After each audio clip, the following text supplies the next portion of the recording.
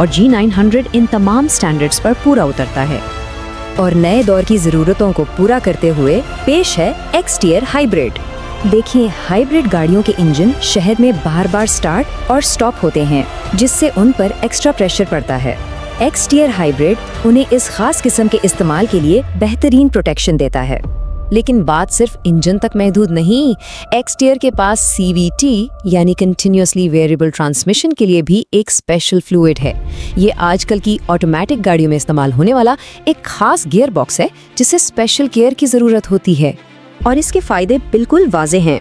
ये ना सिर्फ ड्राइविंग को हमवार और आरामदेह बनाता है, बल्कि ट्रांसमिशन को अंदरूनी तोड़-फोड़ से बचाकर इसकी लाइफ भी बढ़ाता है। मतलब यह आपको मुस्तकबिल में एक बड़े और महंगे खर्चे से बचा सकता है। तो हमने देखा कि एक्सटीयर टेक्निकली कितना एडवांस्ड है, लेकिन अब सवाल ये उठता है कि क्या पूरी दुनिया के ड्राइवर्स भी इस पर इतना ही भरोसा करते हैं? चलें पता करते हैं।